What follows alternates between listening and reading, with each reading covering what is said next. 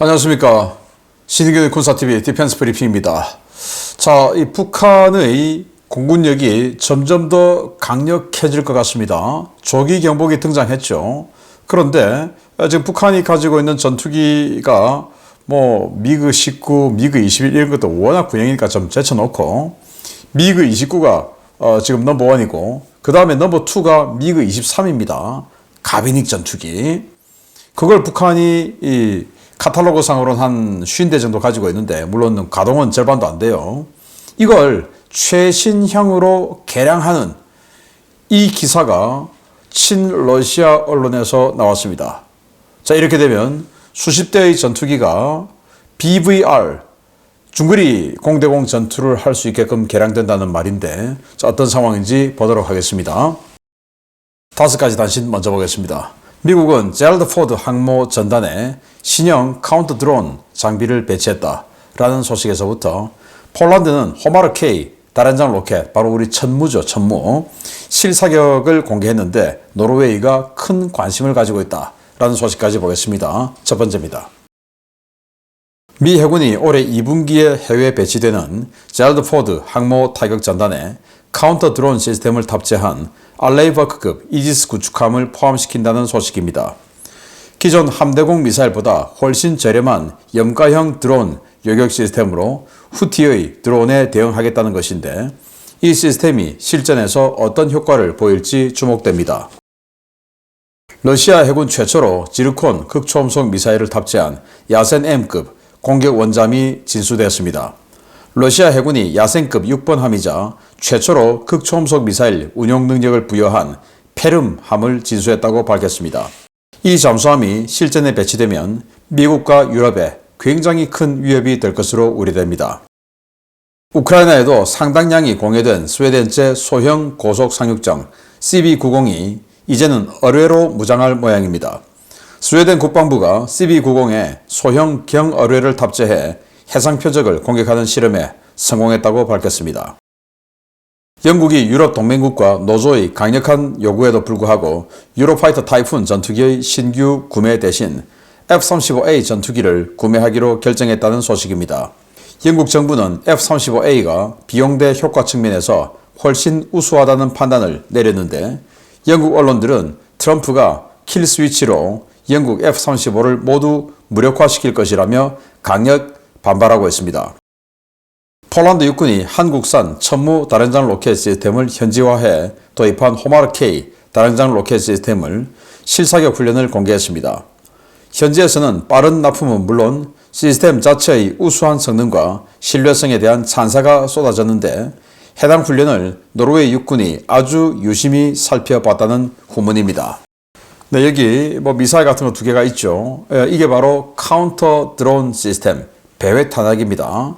자, 이게 왼쪽에 있는 이거는 레이시온에서 만든 코요테라는 거고, 요거 이제 안두릴에서 만든 로드러너 M이라는 건데, 이 코요테는 1회용, 그리고 이 로드러너는 다회용입니다. 그래서 둘 다 각기 이렇게 쏴서 한 1시간 정도 배회를 하다가 적 드론이 날아오면 돌입해서 요격하고 자폭하는 거죠. 자, 이러다가 이 코요테는 자폭하고 끝, 또 자폭 안 해도 적 드론이 없어도 그냥 1시간 정도 하고는 그냥 이제 추락하는 거 끝나는 거죠.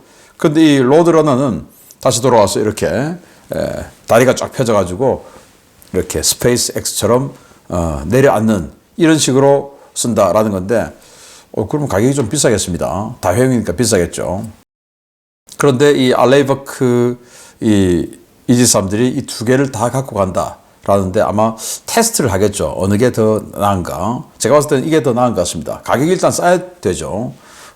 가격이 싸지 않으면 굳이 이런 거 쓸 필요 있습니까? 램에서 그냥 스페로 미사일 쏴버리면 되죠. 그래서 이게 더 낫지 않을까. 더 싼 거. 로켓으로 추진해서, 그리고는 로켓에서 속도를 붙여서, 그리고 이제 프로펠러가 도는 이런 방식이에요.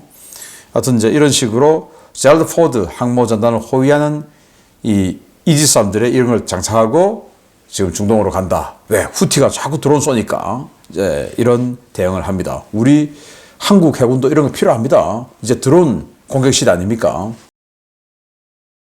자, 러시아가 야센-M 공격 원잠 페름함을 진수했는데 6번 함이에요.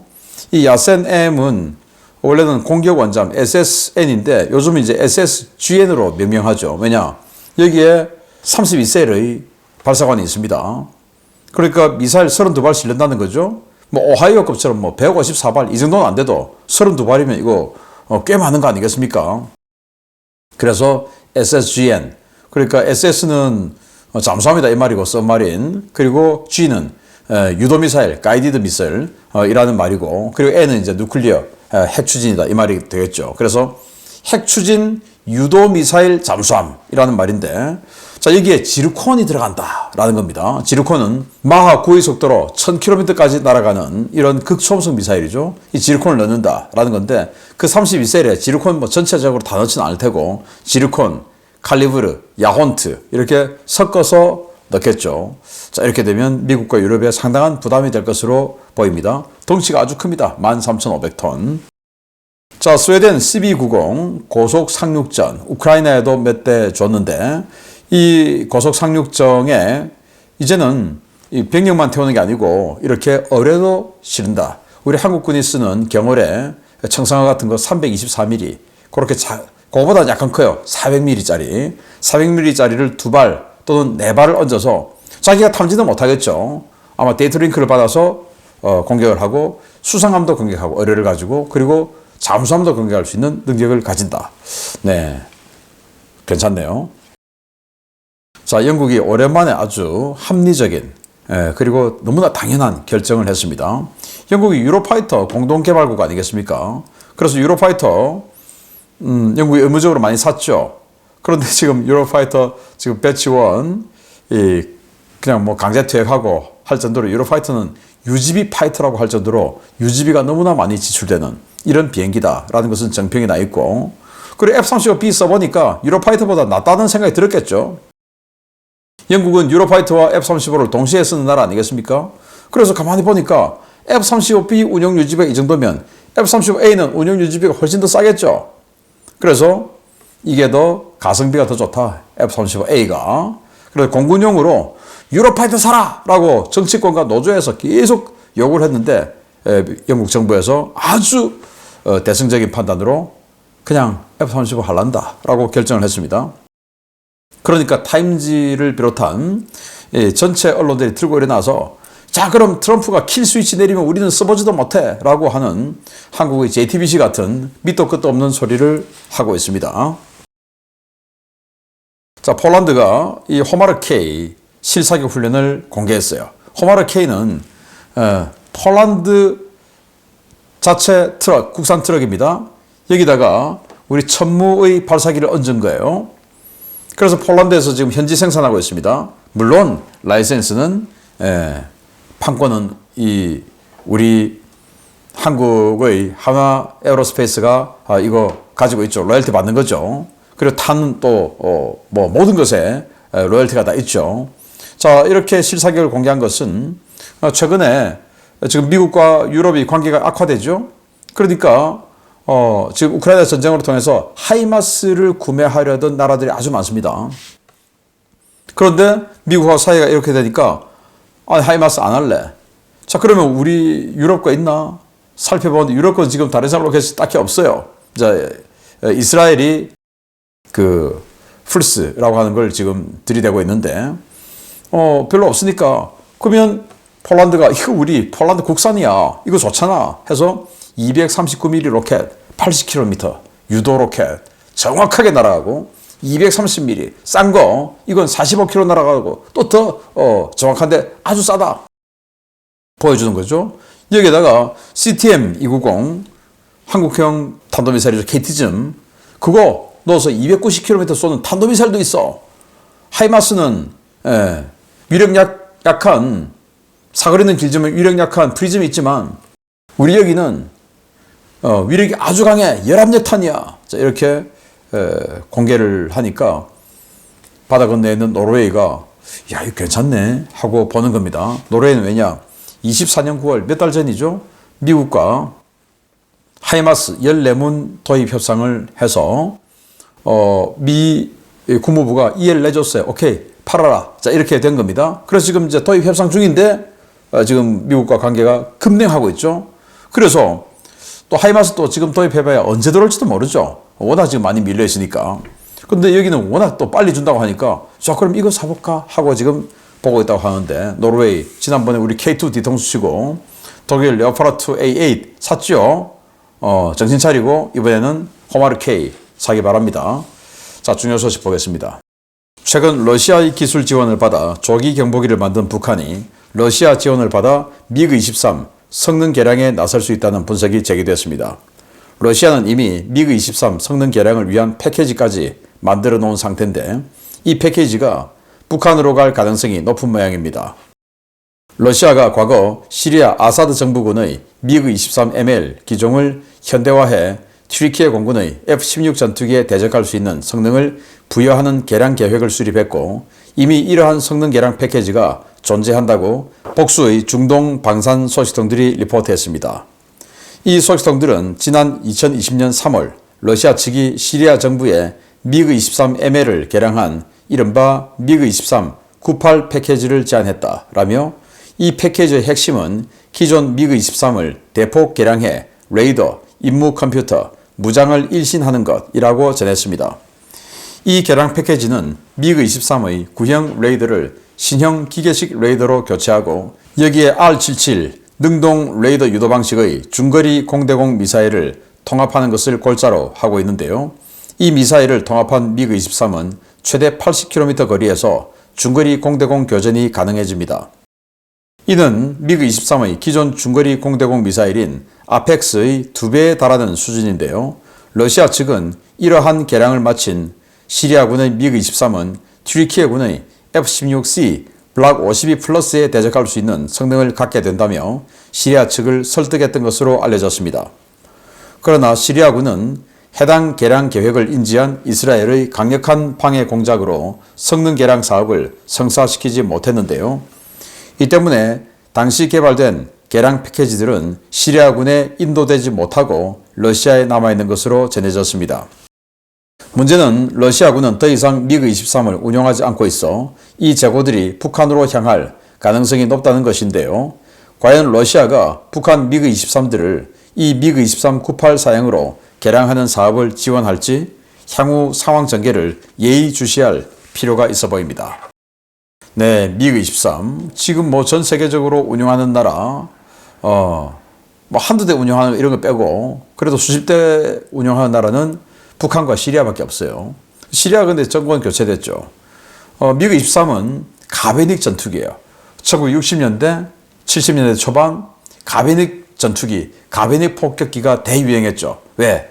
적진에 저공 침투 해 들어가서 폭격하고, 또 공중전에서 기동성을 더 살리고, 저속으로 비행을 하고 저공으로 들어가려면 저속 비행해야 되니까 그래도 양력을 잃지 않고 그대로 가기 위해서 날개를 고속으로 할 땐 뒤로 젖히고 저속으로 할 때는 이렇게 평행을 해서 더 양력을 많이 받아서 저속으로 저공 비행할 수 있고, 뭐 이제 이런 컨셉으로 미소 양측이, 또 유럽도 마찬가지고 이런 가베닉 날개가 움직이는 가베닉 전투기를 많이 만들었는데, 미국은 대표적으로 정말 뭐 밀리터리 마니아들이 아주 사랑했던 F-14 톰캣이 있죠. 그리고 유럽은 토네이도 있죠. 그리고 러시아는 바로 미그-23입니다. 폭격기도 미국이 F-111, 그리고 B-1B, 또 러시아도 또 블랙잭 폭격기, 투플러 160, 뭐 이런 거 있지 않습니까? 그런 식으로 가베닉인데, 이걸 북한이 한, 재원상으로는, 카탈로그상으로는 북한이 한 50대 정도, 50대 정도 가지고 있다. 물론 부품이 워낙 이제 없으니까 가동률은 그냥 절반도 안 되죠. 20여 대도 가동이 채 안 된다라는 건데, 너무 오래되다 보니까 이제는 공중전 이거 하겠나. 그래서 북한은 거의 공격기 용도로 쓴다라는 겁니다. 그런데 애초에 이 미그-23이 왜 개발됐냐? 팬텀을 이기기 위해서 개발됐어요. 팬텀이 스페로 미사일로 중거리 공대공 교전을 해버리니까, 그전에는 이제 미사일 시대가 되어서 열추적 미사일, 이제 단거리 뭐 2km 날아가는 거, 이제 이런 거 쏘고, 그전에는 또 그 이전에는 또 이제 그냥 로켓만 쏘고, 자, 이러다가 팬텀이 스페로 해서 레이더로 계속 유도는 해줘야 되지만, 어쨌든 40km 정도 이렇게 날릴 수 있는 재원상으로 40km라는 겁니다. 스페로를 하니까 와 뭐야 저기에 대항하자 해서 만든 게 아펙스입니다. 아펙스. 그 아펙스가 한 15km, 재원상으로 한 40km 그러는데 실제로 한 15km. 그래서 어쨌든 재원상으로는 스페로에 대적할 수 있다라는 게 이제 미그 23이었는데 실제로 한 15km 정도밖에 안 날아간다는 거예요. 그러니까 이제 이거 가지고는 공대공 전투 못하죠. 특히나 그런 세미 액티브 같은 경우는 적의 꼬리를 잡고 계속 레이더를 여기다가 찍어줘야 끝까지 날아가는 겁니다. 이게 쉬운 일이 아니죠. 그래서 시리아도 가지고 있는데 새 전투기는 못 팔아. 기존에 가지고 있는 전투기를 업그레이드해. 업그레이드 우리가 레이더 신형으로 교체해주고 기계식 레이더 그리고 컴퓨터 임무 컴퓨터 교체해주고 그리고 신형 미사일을 쏠 수 있게끔 해줄게. 여기 무장들 많이 있죠. 여기 이제 알라모입니다. 날개 큰 거. 여기 이제 스페로처럼 끝까지 조사해줘야 되는 알라모. 그리고 여기 있는 거, 여기 이제 아더입니다. R77. 여기 이제 암람처럼 그냥 딱 락온하고 찍으면 조금 날아가면 이제 제가 알아서 가는 파이어 앤 포겟 되는 그리고 이제 아처. 이제 이런 공대공 라인업을 가지고 있는데 이거 할 수 있어. 해서 시리아가 하기로 하고 만든 거예요. 그래서 시리아에 딱 팔라고 하는데 이스라엘이 절대 안 돼. 라고 방해 공작을 해서 시리아에 못 준 겁니다. 그리고는 지금도 러시아에 있는 겁니다. 근데 러시아는 미그 23 안 써요. 근데 시리아에는 못 줘요. 이스라엘이 주지 말라고 하니까. 그런데 러시아는 만들어 놨어요. 그거 어디 가겠냐? 북한 가는 거지. 라는 겁니다. 그래서 북한에 이게 가면 자 이런 것들을 다 움직일 수 있다고 하는데 전 여기에서 야 이거는 좀 위험한데 라는 게 이 미사일이에요. 이 미사일. 요게 이제 KH-31이라고 하는 대레이더 미사일인데 한 100km 날아가는 초음속 미사일입니다. 우리 레이더를 때리는 거죠. 네, 이런 것들을 지금 북한이 장비할 가능성이 높아지고 있다. 왜냐? 북한이 가지고 있는 전투기가 바로 시리아와 동일한 버전인 미그 23 ML입니다. 그러니까 북한이 장비하게 되면 우리 대레이더 미사일로 우리 레이더 기지를 때릴 수도 있고 또 저 R77 아더 미사일을 가지고 우리 F-16하고 중거리 교전을 할 수도 있고 뭐 F-16이 이기겠죠. 근데 FA-50은 또 안 됩니다. FA-50은 만약에 미그 23 저 개량을 한 상태에서 FA-50이 만나면 지는 겁니다. 이런 위험성이 생겨버렸는데 우리가 이스라엘이 러시아에게 그렇게 압박해서 못 가게 했던 것처럼 우리도 가만히 있으면 안 되죠. 그렇게 러시아에 우리도 우리 목소리를 내는 대한민국이 되기를 바랍니다. 마치겠습니다. 감사합니다.